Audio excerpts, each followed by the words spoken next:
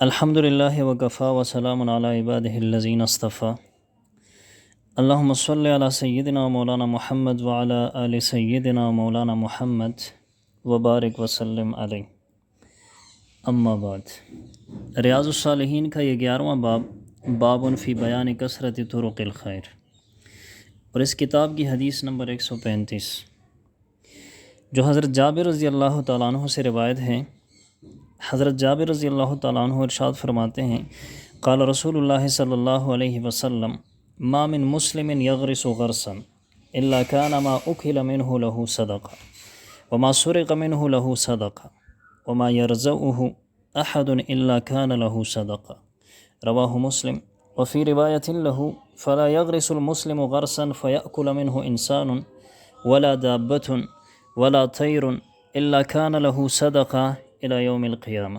وفی روایت له لا یغرس مسلم غرسا ولا یزرع زرعا فیأکل منہ انسان ولا دابة ولا شیء الا کانت له صدقہ، وروایاہ جمیعا من روایت انس رضی اللہ تعالیٰ عنہ. حدیث کا ترجمہ: حضرت جابر رضی اللہ تعالیٰ عنہ ارشاد فرماتے ہیں کہ رسول اللہ صلی اللہ علیہ وسلم نے فرمایا کہ جو مسلمان درخت لگاتا ہے اور اس کا پھل کھایا جاتا ہے تو وہ اس کے لیے صدقہ ہے، اور جو اس سے پھل چوری ہو جائے تو وہ بھی اس کے لیے صدقہ ہے، اور جو اس میں کمی واقع ہو جائے تو وہ بھی اس کے لیے صدقہ ہے. اس حدیث کو امام مسلم رحمہ اللہ نے روایت کیا ہے، اور مسلم کی ایک اور روایت میں ہے کہ رسول اللہ صلی اللہ علیہ وسلم نے فرمایا کہ مسلمان جو درخت لگاتا ہے اس سے انسان چھپائے اور پرندے کھا جائیں تو قیامت تک کے لیے اس کے لیے صدقہ ہے. حدیث کی تشریح: اسلام سراپا سلامتی اور خیر ہی خیر ہے. یہ سلامتی اور خیر تمام انسانوں کے لیے بھی ہے، جانوروں کے لیے اور نباتات کے لیے بھی ہے. چنانچہ متعدد احادیث میں پودے لگانے اور نباتات اگانے پر بھی اجر بیان ہوا ہے.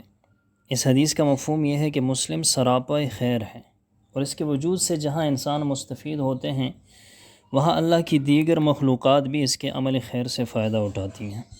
درخت لگانا اور نباتات اگانا دراصل انسان کی خدمت ہے، اور اس کے ساتھ حیوانات کی بھی خدمت ہے.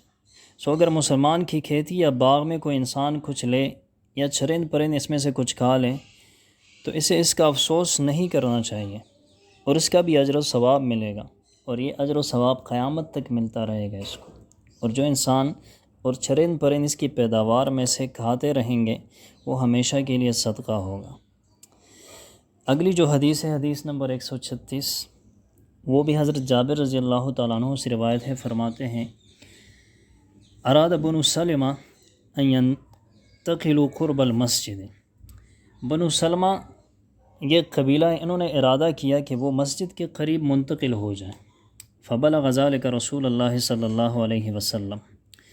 تو رسول اللہ صلی اللہ علیہ وسلم کو یہ خبر پہنچی اور اس بات کی خبر ہوئی ان کو. فقال لهم، تو آپ صلی اللہ علیہ وسلم نے ان سے ارشاد فرمایا، انه قد بلغنی انکم تريدون ان تنتقلوا قرب المسجد، کہ مجھے اطلاع ملی ہے، مجھے یہ بات پہنچی ہے کہ آپ لوگ ارادہ کر رہے ہو کہ آپ لوگ مسجد کے قریب منتقل ہو جاؤ، مسجد نبوی کے قریب منتقل ہونے کا ارادہ رکھتے ہو. فقالوا، تو انہوں نے عرض کیا، نعم یا رسول اللہ، جی ہاں یا رسول اللہ، قد اردنا ذالک، ہم نے اسی طرح ارادہ کیا ہے. فقال، تو رسول اللہ صلی اللہ علیہ وسلم نے ارشاد فرمایا، بنی سلمہ دیارکم تکتب آثارکم، دیارکم تکتب آثارکم. تو آپ صلی اللہ علیہ وسلم نے فرمایا، اے بنو سلمہ، اپنے گھروں میں ہی رہو، تمہارے قدموں کے آثار لکھے جائیں گے. اپنے گھروں میں ہی رہو، تمہارے قدموں کے آثار لکھے جائیں گے. رواہ مسلم. اس حدیث کو امام مسلم رحمہ اللہ نے روایت کیا ہے. وفی روایت ان بکل خطوۃ درجہ، اور ایک روایت میں ہے کہ ہر قدم اٹھانے پر ایک درجہ ملے گا.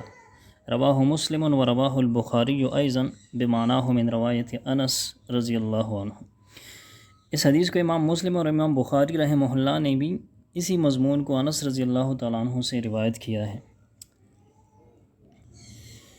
بنو سلمہ انصار کا ایک بڑا قبیلہ تھا جو مدینہ منورہ سے باہر بیرونی آبادی میں مقیم تھے. ان حضرات نے ارادہ کیا کہ وہاں سے مسجد کے قریب منتقل ہو جائیں اور قرب مسجد کے اجر و ثواب کے بھی مستحق ہوں، اور رسول اللہ صلی اللہ علیہ وسلم کی خدمت میں بھی زیادہ سے زیادہ حاضری ہو سکے۔ رسول اللہ صلی اللہ علیہ وسلم کو ان کے اس ارادے کی اطلاع ہوئی تو آپ صلی اللہ علیہ وسلم نے فرمایا کہ بنو سلمہ، تم اپنے گھروں میں ہی مقیم رہو، تمہارے قدموں کے آثار لکھے جا رہے ہیں اور تم ان پر اجر عظیم پا رہے ہو۔ حافظ ابن حجر رحمہ اللہ فرماتے ہیں کہ امام بخاری رحمہ اللہ نے اس حدیث کے عنوان الباب میں یہ آیت بھی ذکر فرمائی ہے، وَنَكْتُبُ مَا قَدَّمُوا وَآثَارَهُمْ، اور ہم لکھ لیتے ہیں جو عمل انہوں نے آگے بھیجے اور جو عمل صالح کے لیے انہوں نے قدم اٹھائے، جو اس واقعہ کے اس آیت کے سبب نزول ہونے کی جانب اشارہ ہے، اور اس کی تصریح حضرت ابن عباس رضی اللہ تعالیٰ عنہما کی روایت سے بھی ہوتی ہے۔